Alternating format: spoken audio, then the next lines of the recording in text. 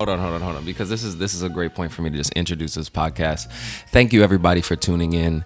This is the Sports and Rap Podcast. I'm here with the legend himself, Tom Inungu. Thank you for coming through, my brother. No problem, man. It's always a pleasure. Well, we've been together for long years, man. For long years, difficult years, but I always fuck with you and always will. So it's a pleasure for me to be here, my brother. Thank you for saying that. I've always looked at you as a wise young man, and it's crazy I say that, but I say that because back when I was a freshman at Oglethorpe University, and he was a year younger than me. I always thought you were 2 years younger than me, but you were a year younger than me now that I'm remembering.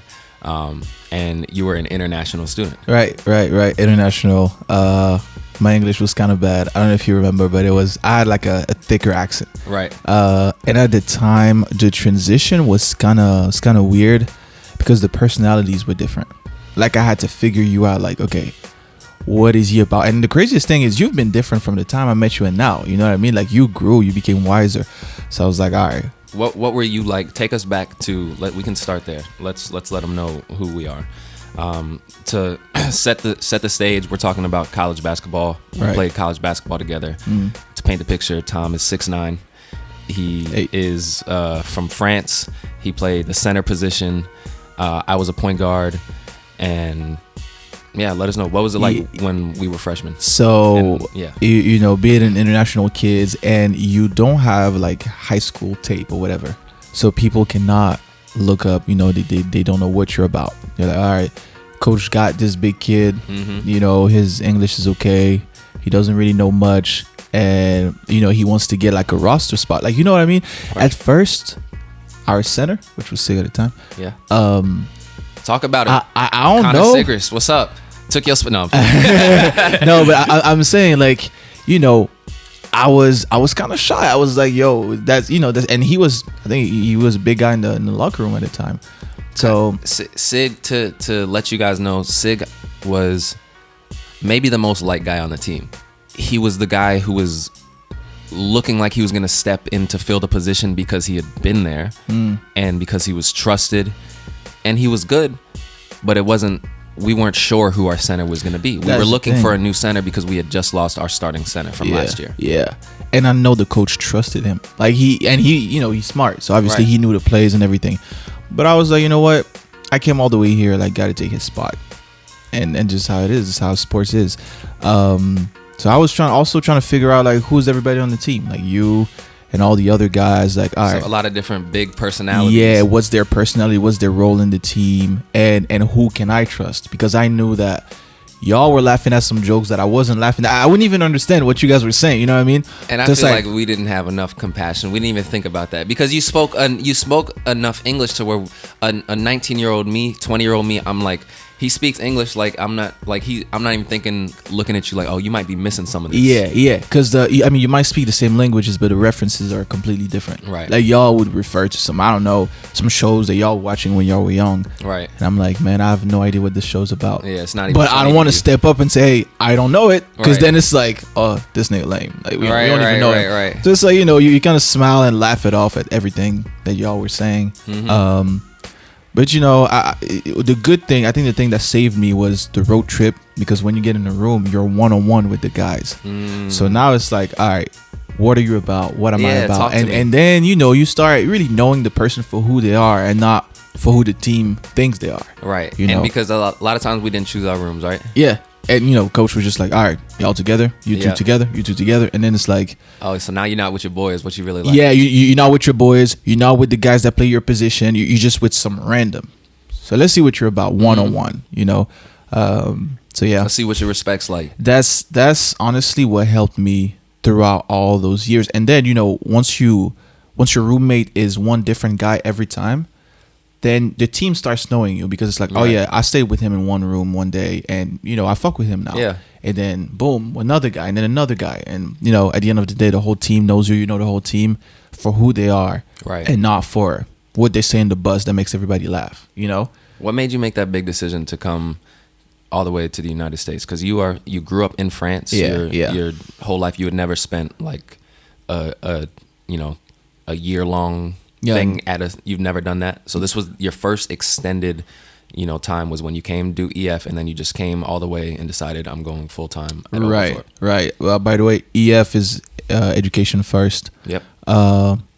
This international program that allows kids to come here or anywhere in the world. But at high school, what I did is during my last 2 years, every time like we would have maybe 2 weeks when we would come here, and then some American kids would come to France. So that was the only high school experience that I had. Like exchange. Kind of exchange program. But the thing is, American movies, American songs, American culture, like we would have this all over. Like in France. It's big in France. Yeah, it's huge. Where in France? Where are you from? The north. So imagine where Paris is. Imagine an hour north from it. Okay. That's where I am. Like close to Belgium, close to England actually. Really? So you can get to Belgium how long? From my house, honestly, 45 minutes. Europe's so dope, bro. I'm telling you, like Europe's so driving to Athens, Georgia is like driving to a whole nother country. Yeah, that's crazy. So it's pretty cool. But yeah, what made me come here, to answer your question, is honestly the culture. I feel like the culture matches my personality. Like I dream swaggy, big, bro. No, seriously, bro. Like, you gotta see this guy. You gotta follow him, bro. What's your Instagram? Tom Inungu. TOMINUNGU for those who want to follow. But I'll start posting a little bit more content because you need to, bro. It's like I'm looking at everything, but I'm not posting much. But I feel like I'm gonna be out there a little more. Yeah, bro. Don't you have a clothing line? No, but I have merchandise. I have like online stores that I'll share as well. But right now I don't have like my actual brand. It's just pop-up stores, you know, pretty much to make money. But I'm gonna have like an actual brand, and I'll tell you which product it is after that. Because when you come back, you'll drop that. Yeah. Okay. I'll work on it the entire summer, and then when I come back, I'll let y'all know. That's dope. Anything Tom puts his hands on, he's a lot like me in that sense. He's not gonna just put it out there. He's not gonna drop the information. I was working on this podcast for many months before I said anything about it. So when he drops some merch, it's gonna be worthwhile. So I'm looking forward to that. You want to talk a little basketball? Yeah, a little basketball, man. Let's go. I want to talk LeBron, bro. LeBron. Initial thoughts. LeBron just lost in the first round, first time ever. What does that mean? All right, we got to keep in mind one thing. I know a lot of people keep saying 18 years in the league and everything, but we got to understand what's 18 years about. Because we always used to see LeBron's greatness over the years, and we never gave him a pass. It's like, LeBron's legacy just took a hit because he just lost first round. You know what I mean? Exactly. But hey, how many players lost first round? How many players never got a ring? You know what I mean? Like at the end of the day, we'll talk about him among like the top 3, top 5 players of all time. So shit, he lost. Didn't have AD. His roster sucks. These sound like excuses to me though, bro. There was a time where it didn't matter if LeBron had a hurt roster. It didn't matter if D-Wade didn't have his knee. It didn't matter if his best player was Ilgauskas or Mo Williams. It just didn't matter. He's going to the finals. Yeah. He's going to the finals. But like, what was this? This is Chris Paul, Devin Booker. It was a younger LeBron, and honestly, it's a very young Devin Booker that we see, and he wants to prove so much. You know what I mean? He wants to prove so much, and on top of that, Kobe passed away, so he wants to show that, hey, like, I want to say I'm the next Kobe, but at the same time, he kind of wants to say like, hey, he wants to prove a point. You think it meant more to Booker than it did to Bron? Yeah. Like for Booker, it was like because think about it. First of all, that was his first real playoff series. Oh no, last year they played in the bubble, right? But it wasn't. Yeah, fuck that shit. This was the first real one. That was the first time we saw Booker, really going off in the playoff, stage. Like down the big stage, and on top of that, he plays with Chris Paul. So obviously, Chris Paul was talking to him in his ear like, hey, it's your time. And you're on national TV against LeBron. You know what I mean? So you got to step up. You got to score your 47 points because everybody's gone. It used to take KD and Steph. It used to take KD and Steph, not Booker and Paul, bro. So this has to mean he's not the best player in the league anymore, bro. I think to me, that was my conclusion. Bro, that's a big statement. But that's my conclusion, bro. Because if you can't just go get that series over 7 games, bro. Yeah. That's what it used to mean. I'm like, yo, in the playoffs, LeBron's that guy. 7 games. Because in elimination game, Bron, he's averaging fucking 34. Yeah. On like 60%. Yeah. And 10 rebounds. And it's like, and he's winning it, bro. He's winning it. He did it so many times. It's like, he's not going home fucking game 6 versus Suns. But you know how many times he took out Lowry and DeRozan? That's who we just played, bro. We call them LeBronto. Because in Toronto, that's who we just played. Yeah. That's the number 2 seed, the team that won a lot of games. Yeah. That's supposed to be like easy work. Yeah. It doesn't matter who's hurt. It's LeBron. Give me the ball. Yeah. I'm dropping 40 tonight. So he can't be the best player anymore. You have a true point right there. Like, you have a correct point. Yesterday, I thought about it with my guys. We were talking about it. We're like, all right, if we go around and we ask people in the street, hey, you watch the NBA? Yes. All right. What's your top 5 player in the league right now? Mm-hmm. Everybody's going to be biased and put LeBron out there. It's going to be all LeBron, KD, Steph, whoever. Right. But LeBron's always going to be in everybody's list. That's the correct 3, though. Because he's been so good for so many years that he may score he may average less than 10 points in the season. We're still going to think, because LeBron's in the league, he's top 3. He's top 1. Shit. You know what I mean? Right. That makes sense. So, but you're right. When you know basketball and you truly watch it, LeBron might not be the best player anymore, and it kills me. It kills me to say that right now. But I think scoring's too important. No, he's just too tired. He can't get back on defense. He can guard nobody. To be honest with you, I was watching Devin Booker just killing him. Anybody just killing him because he doesn't. Can't slide. Doesn't have the body no more. You don't have the lateral. And right now, I don't know. He drives to the basket, doesn't get a foul call. He falls on the floor. He's not going to sprint back on defense. And he's not getting that same lift. It takes more. Yeah. It takes more to get up. Might as well start becoming like a GM or a coach or something. Because my gosh, he reminds me of Jason Kidd. I don't when want to he stay was retiring. Yeah, but except he's 6'9", and you know what I'm saying. But it's like, so he just needs a lot more. He needs that Nets type of team with the defense. But that's when people are gonna. They're already doing this, but they're gonna talk about MJ, talking about at 30 whatever he could still carry a team. He would still average 40 or whatever. But you got to think, MJ was a scoring machine. LeBron's like a. That might be why you can't put LeBron above MJ. All right, man. That's true. That's true. But at the same time, LeBron did way more, on the court. You know what I mean? Yes, he didn't score. He didn't average 45 or whatever. But he's going to be the only player in history being in the top 10 scoring, assist, and rebound. You know what I mean? The only player. The only player in history. Fam, there's a lot of. I just want to say that's one of those accumulative stats, bro. But it shows a lot. It shows a crazy consistency. Few athletes, all sports combined, could say that, all right, I've been the best for 10 plus years, 15 plus years, and consistently, whether you were winning or not, you were doing the right thing, because it's all about what you bring on the court, what you bring to the sports of basketball. And the question right there is, who has brought more, MJ or Bron, to the sports of basketball? I don't even know if that's why is that the question for the greatest of all time, as far as on. I think when you think greatest of all time, you have to think what they do on the court first before you get into discussion of opening schools, because LeBron opened more schools. But I wasn't even talking about what you do outside the court. But I'm saying to the sports of basketball, for example, Curry. I would put Curry in one of the greatest of all time, just because he changed the entire sports. That impact. We don't even think of basketball when we play basketball. We don't even think the same way before and after Curry, right? MJ might have changed it more in that way than Bron. And that's the question that I want to ask you and everybody listening. Is the way you think of basketball. LeBron's doing Space Jam now. Yeah. Everybody got shoes. Why? Oh, okay. Yeah. Everybody has shoes. Why? That's a fair point. Who sold the most shoes this year?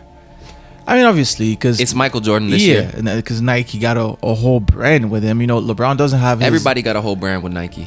Yeah, but not like Jordan. Jordan is his own brand within Nike. Jordan is his own brand within Nike. Yeah, but Bron is not his own brand within Nike yet. It's still like a Nike brand. Does that make sense? You see the difference between Jordan and I want you to hear yourself. Yeah. Jordan is his own brand within Nike. Okay. Who brought more to the sport? Who changed it more? Yeah, and you know, I didn't bring up that point to say that LeBron brought more to the sports of basketball. I just said that, okay, this is what I would be looking at when it comes to greatest of all time. I would look at, all right, the way we think of basketball before and after the player, you know, which player has had more impact on that, you know? And you know, I think you have a fair point. MJ brought a lot, just like LeBron did, but he may have brought a little more. I think the main thing that MJ brought that no player has done before was focusing on the player more than a team. A lot of people, when MJ started playing, you know, before he played, was like, okay, I'm a Laker fan forever. I'm a Boston fan forever. And when MJ was that good, he was like, all right, wherever I go, I'm going to be an MJ fan forever. Right. And that's what we are with LeBron. LeBron played with Miami. I was watching Miami games. When he played for Cleveland, I was watching Cleveland games. You know what I mean? I didn't care which team he played on. I just wanted to see LeBron win. I feel like that was brought by MJ. That right there, that point. Even though he didn't change teams, he still brought that feel. Yeah, he brought that feel because that's what David Stern who was the commissioner at the time? I think it was Stern. Sorry, the NBA was failing. I mean, you know, the ratings were down or whatever. Right. And Stern starting advertising the NBA based on the player more than the franchise. Great point. It was like MJ. You here to watch MJ. You're not here to watch the Bulls. You're here to watch MJ. Right. Same thing when it was time to go to China, to go to Europe or whatever. It's like, guys, MJ's here. It's not like, guys, the Bulls are here. And people started relating more to a single human being than an entire team. You know, and which is why Nike capitalized on that idea and was like, all right, you know what, let's start a brand around this guy. Facts. You know, and I feel like that's how we see basketball now. We're like LeBron fan, regardless of where he goes. You know, I mean, it's how a lot of players think. No, that's a great point. Yeah. So yeah, what you think? Who has had more impact on the game of basketball? Skill wise, and like in the same way Steph did with the 3-ball, not outside the court, not shoes, like all that, just on the court, just playing. It's a tough one. No, I want to think about this. Yeah.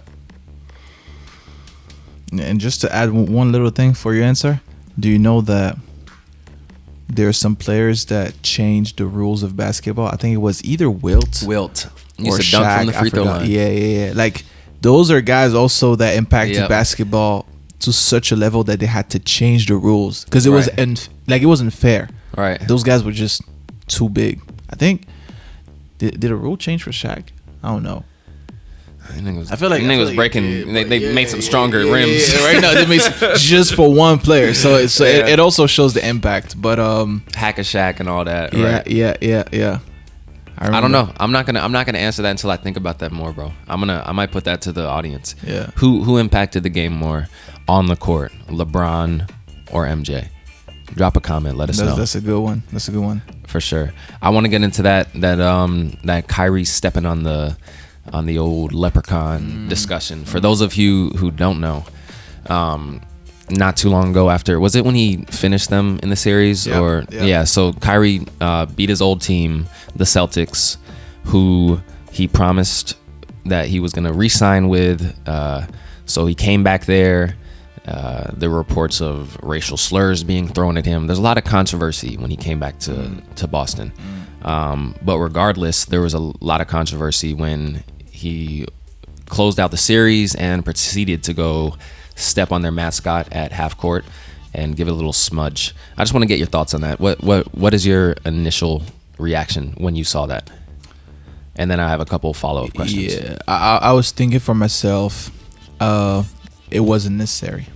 You know, I felt like a lot of people would say, we pay too much attention to Kyrie. We always want to, pick on what he's doing, and he's a good guy.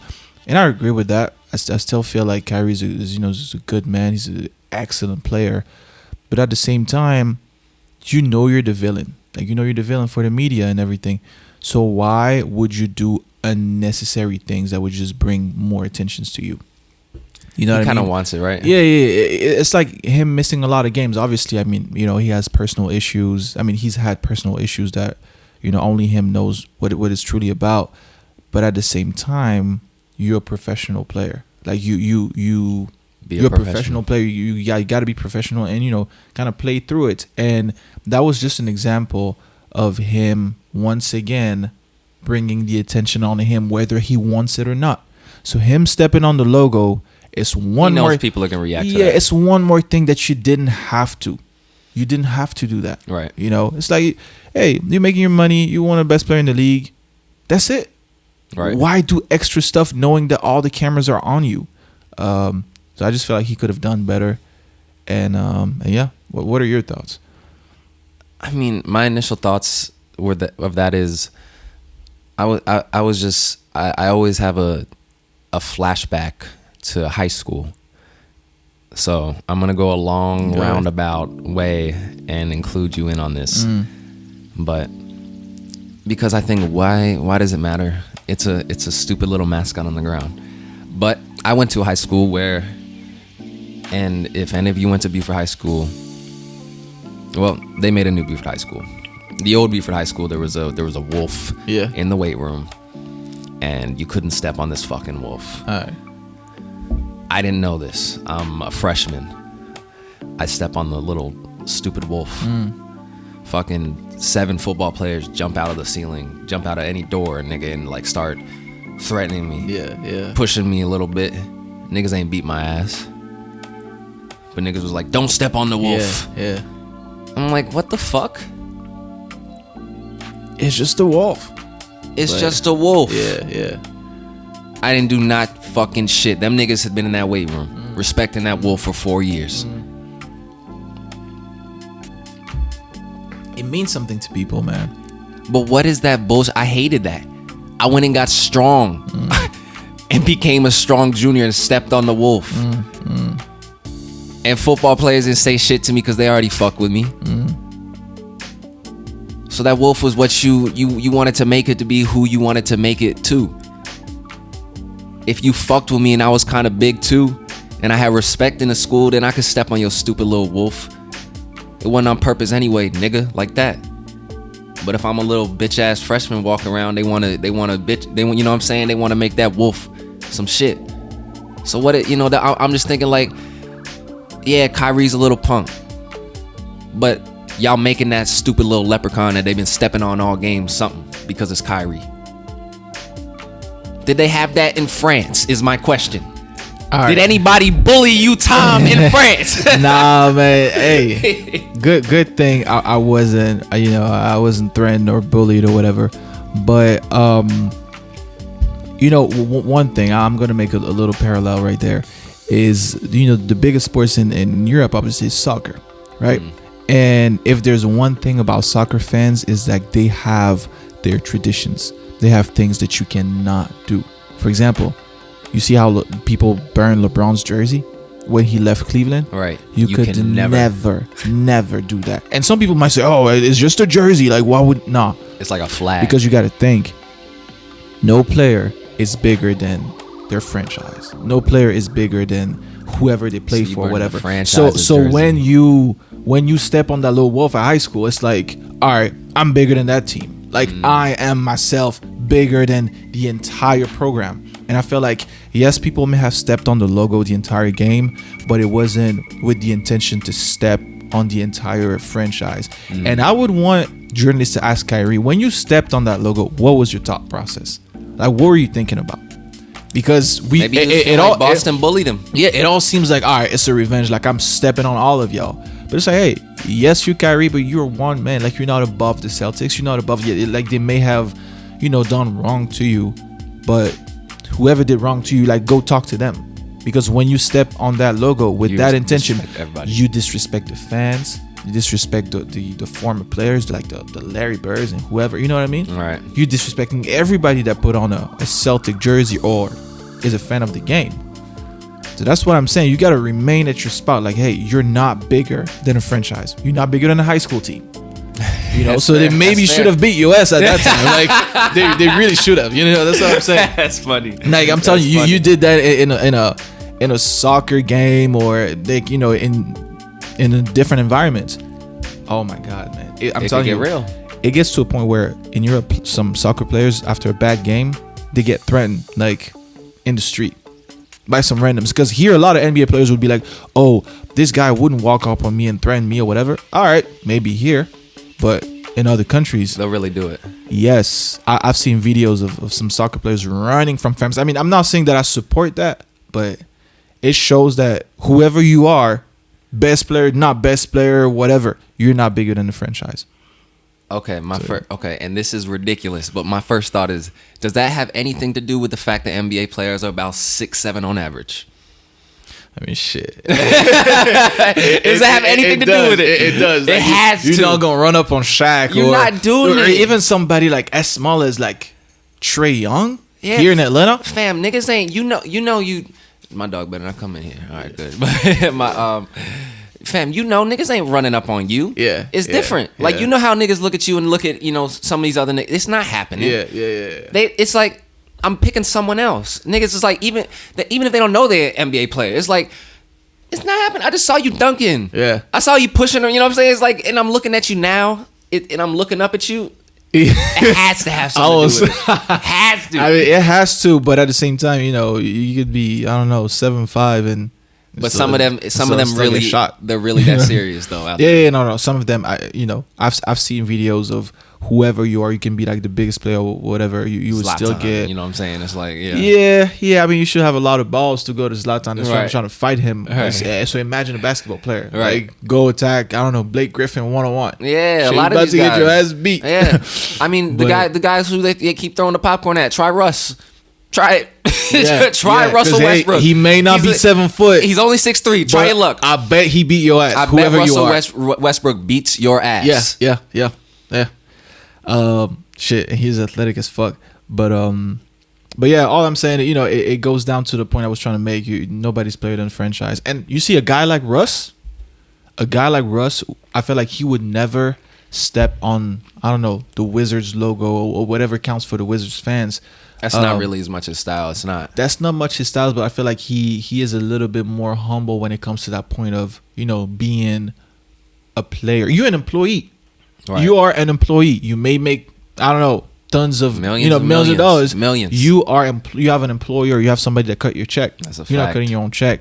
So stepping on the logo was just not necessary, man. Could have done better. That's fair. You about to go back to France? Where how you feel about that, bro? Yeah, man. About to get on a plane and go home for summer. Lots to do. And I'm not just going to France. I'm going all the way to Africa, all the way to Congo. What the hell? You didn't tell me that. Yeah, man. But I'm going there like for just a couple weeks. You been to Congo before? No, that's the thing. That's dope. Why you going there? It's my first time going back home. Technically, you calling a home a place you've never been to, but that's where your entire family and all your friends, most of it, are coming from. Fam, that's so dope. So yeah, it's gonna be. It's like you're gonna discover part of your identity that you've never knew before. That is so dope. You travel all over, but you've never been where your family is from. It was unreal when I went to my father's. Yeah. I went to see where my dad's from. I was just about to ask you that. Do you feel like you've been a completed part of you when you went home? Like a part of you was missing until you went home and you find out, okay, that's truly who I am. Truly. I feel like my brother didn't get to go with me. Yeah. So I feel like I have to take him there. Yeah. I look at my dad different. I look at my dad different, and I felt like I couldn't look up to him more. He had a tin roof. Yeah. Dirt roads. That's what you about to see? Has to. I know there's a lot of that out there. To tell us something that you learned, bro. That you learned that you did not know, or you were not ready to know as long as you didn't leave the country to go. One of the first things that comes to mind, I knew my dad was adopted. And one of the things I'm not going to do is overtell his story. But I'm going to tell one of the things I learned about him. That is personal, but I don't think he mind me sharing. So my dad lived in Jamaica as a youth, and he lived with a couple of different family members because his mom was doing school in England, and they actually didn't know what his real name was for many years. So he went from family member to family member, and his name's Simon, but they called him Corey. Oh wow! So when he went back home, people, they were saying, what's up, Corey? They still remember the light skinned dude from, when he was 4 years old, running around barefoot. Didn't even know his name. Came to the United States, as a teenager, and it was like, Simon. It was like, what do you mean Simon? It's like, it's what it says on your birth certificate. Yeah. You're like, nah, I'm Corey. Didn't even know his name. Yeah. It's stuff like that. You take that for granted. You take two parents that they call you by your name. They know your name. Everybody know your name. Yeah. He didn't know his name. They was just calling him what they thought he was. Yeah. And your name really defines a lot on who you are. That's what you think until you go back and you see they was calling him Corey. That is crazy. He is, man, who he is, though. That is crazy. Yeah. It's a humbling experience for, I would say, us, newer generation. I mean, shit, we're not even new like that no more. But newer generation to know that, all right, we have all that we got right now, but some people above us just paved the way for us to have it all right now. You know, like when you tell me your dad didn't even know his name, I'm like, that is crazy. That's crazy. He got to the United States. That is crazy. It was like, Simon. He was like, nah, I'm Corey. You're like, who's Simon? Yeah, he's like, they're like, your middle name's not even Corey. Like, where you get this from? Yeah. He just been with family members. They just, when I had him, he was, we call him Corey. So he's Corey. So what's his actual name? Like his true name? Simon. Okay. Simon is his name. Yeah. And he didn't know that until he was a teenager. And that's if I feel like what you're just saying right now is gonna be part of the experience I'm gonna have going home, because it's like, all right, here's who you truly are. Like, here's how your parents were and the reason why you are like that, and everything is gonna make sense. It's like how in a movie you have like a foreshadow scenes and you see what's gonna happen later, and during the entire movie you see it going back and you understand, the reason why this guy at the end of the movie is like that is because the entire movie you see the process of him becoming like that. And I feel like when you go home, you going back, in the movie, you're going back on your own life and you're understanding, okay, here's why I'm like this, because here's why my parents are like that, and they influence you on who you are. And I would encourage everybody listening to this podcast to find a way go home, man. Go home. Figure out where you're from to know where you're going. Like, I'm so excited for you, bro. That's. Are you either your parents? Did they ever live in the Congo? Yeah, I mean, I was the only one born in France. Out of like, we were 4 kids. My 3 sisters were all born there. Wow. Yeah. And you've never been. Never been. This is awesome. Never been. It's gonna be awesome. Identity revealing trip. It's like, shit, you're like the Westernized European guy. Bro, honestly, I don't want to get in that subject. But is that like a touchy subject? It's one of the most touchy subject. Well, I apologize if that was. No. I mean, hey, I'm very glad. This is a platform to talk about, pretty much what you have on your heart. But this. Make sure we're still recording.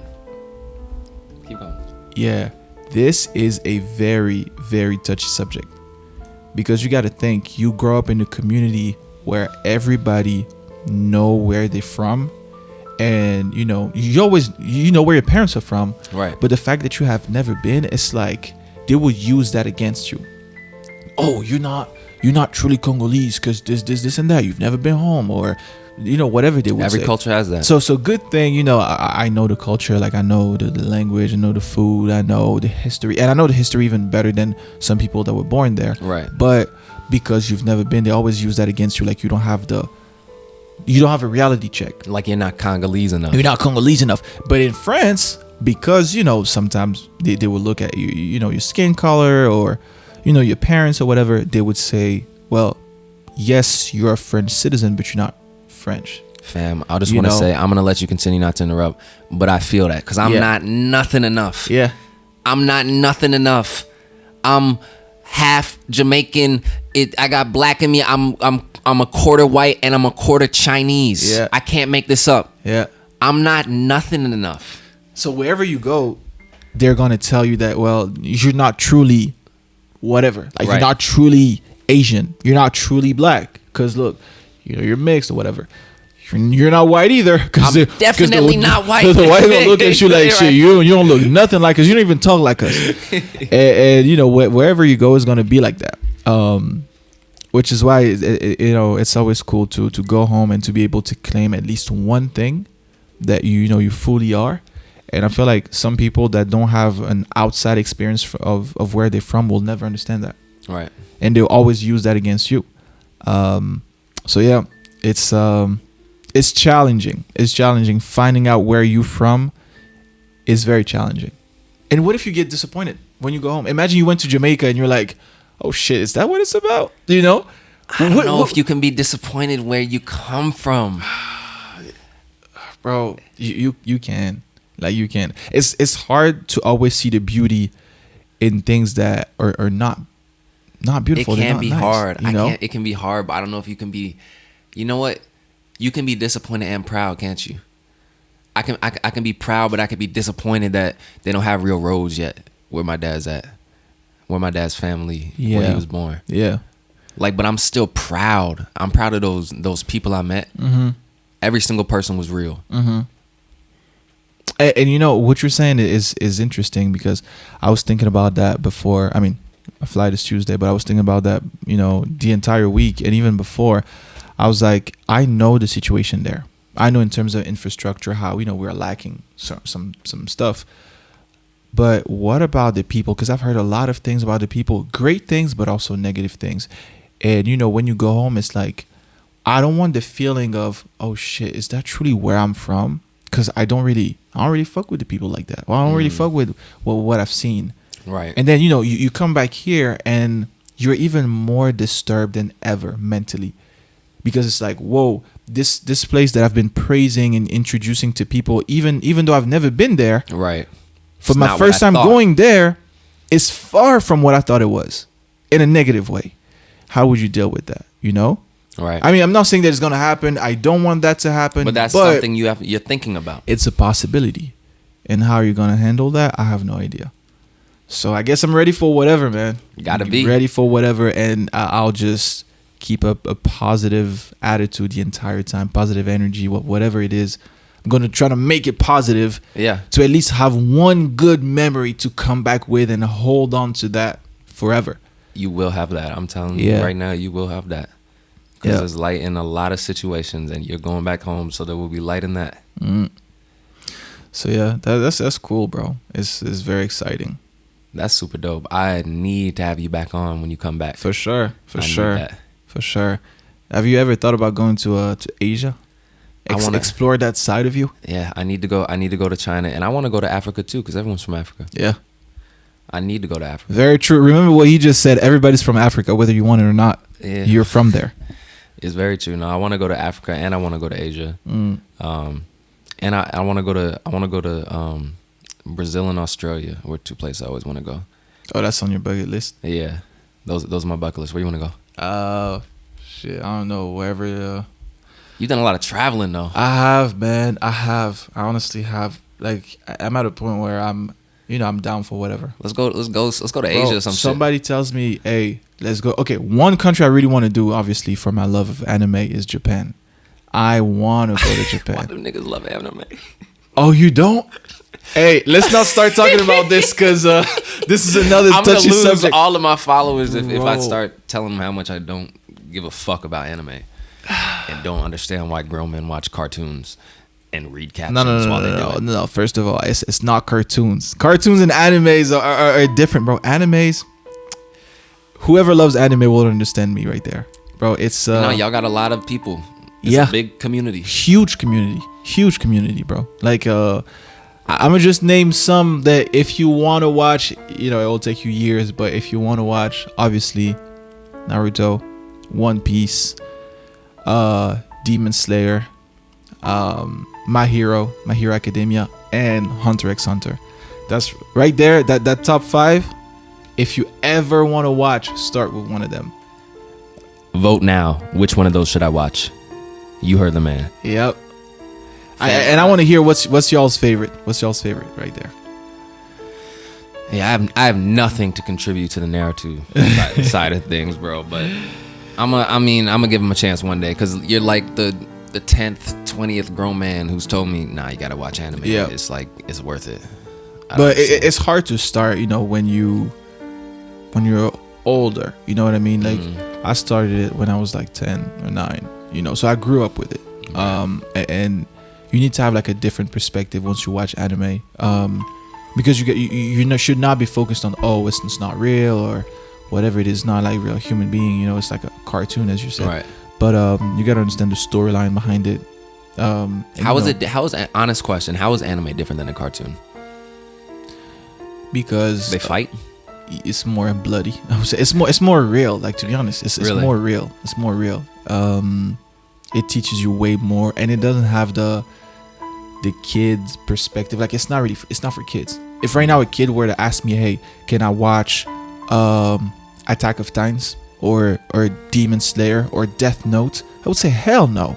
Right. Hell no. Like, you gonna watch that and then start doing, like, I don't know, slaughtering people in the street? Like, no. It's not for you. It's that serious. It's not for you at all. But for us, it's like a rated R movie. Yeah, pretty much. And it's like a rated R show. It has like 100 episodes. And you really, and people told me, like, you really get something out of, like, there's like, you learn stuff from it. Bro, you get emotional. That's you get emotional the same way you would be, I don't know, emotional for a show or whatever, a movie. But because you got to think, you grow with those guys. A movie stops in like 2 hours. A show stops in like, I don't know, maybe 70 episodes or whatever. I've watched 50 million episodes of Family Guy and don't give a fuck. They die all the time. That's the thing, because you know, I watch Family Guy as well. You're not emotionally attached to one character over another. You know what I mean? But if right now, I don't know, you take a show and the main character dies, you may feel something, because it's like, shit, I've been watching you the entire time. I almost shed a tear when Heisenberg. Damn, I told this nigga to watch Breaking Bad. Hey, please, don't kill me, but I have never watched Breaking Bad. Don't kill. Okay, what's the show we both watched? Maybe we can understand. What do you watch, Tom?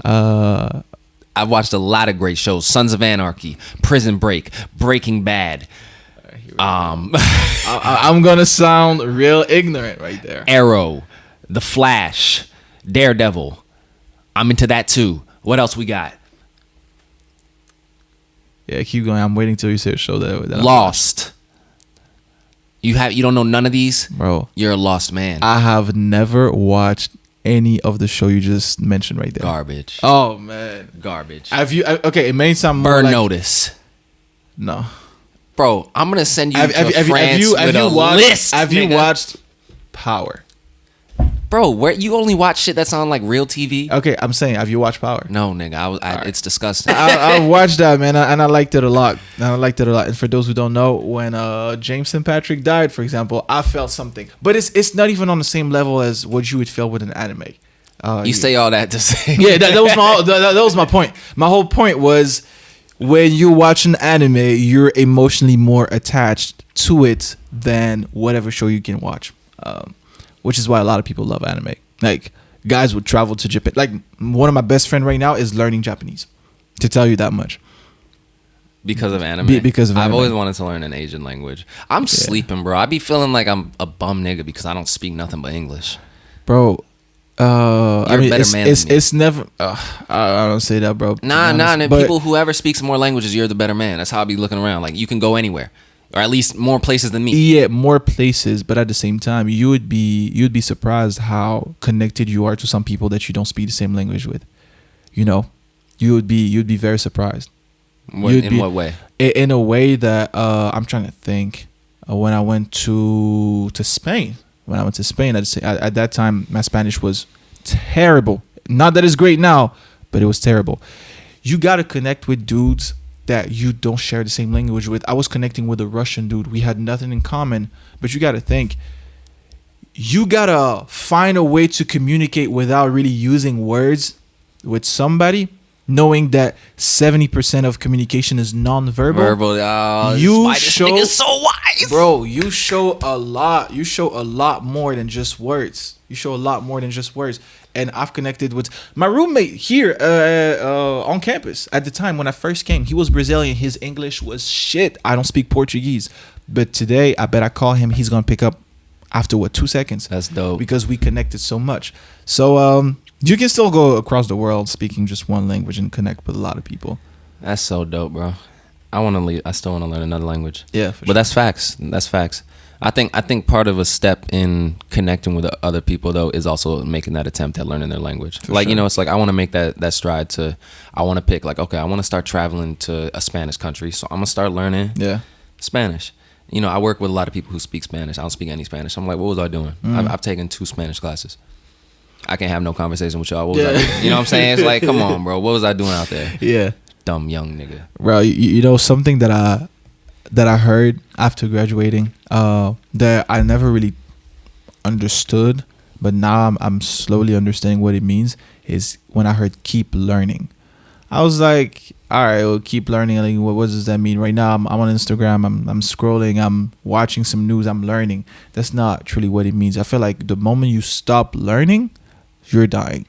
That's like a fact, bro. A new skill. I don't know, learn how to play piano or a new language or a new skill or whatever. And I was like, yo, let me read a book, whatever it is, but let me keep reading books about just different things. Like I gotta stay knowledgeable. And you know, when you tell me you want to learn a new language, that's exactly the way to go. Fam, I be on YouTube looking at bullshit and I'm like, let me learn some fucking sign language. Yeah. I'm already on YouTube. You know what I'm saying? I'm sitting here looking at fucking niggas play Warzone. Yeah. I can't, you know what I'm saying? I'm like, I'm wasting time. Yeah. And it's like sometimes you need that break, but sometimes I'm like, nah, I'm already just looking at my screen. Yeah. Might as well learn some shit. And you know why people don't always want to learn? It's because they cannot immediately translate it with money. It's like, shit, what am I going to learn sign language for? Am I going to get paid for it? Hell no. All right, so I'm not going to learn. And people don't see the wealth in the currency and knowledge. Exactly. They don't see wealth outside of monetary compensation. Mm-hmm. It's like, oh shit, you may be wealthy because you know a lot of shit, but you're not wealthy because you're broke. You know what I mean? Yep. So that's something to do. Keep learning, man. Fam, these has been beautiful conversations. Beautiful conversations. I want to thank everybody for tuning in to this special edition of the Sports and Rap Podcast. Special guest Tom Inungu, who will be back as soon as he's back or whenever he has time, because he's a busy man. But these were beautiful conversations, bro. Appreciate you. Thanks for having me here. I'm eager to read the comments about everything we've said. I want to have people's opinion on that. And I'll be glad to come here again. You know? No, thank you so much. As you know, anytime we drop an episode, there will be many discussions happening online on Facebook and Instagram at Sports and Rap Podcast. So everybody weigh in on all the individual snippets we're posting, whether it's anime, whether it's LeBron. Lots of discussions from this podcast will be continuing on Facebook and Instagram. So make sure you're subscribed, make sure you follow, and y'all stay safe. Peace.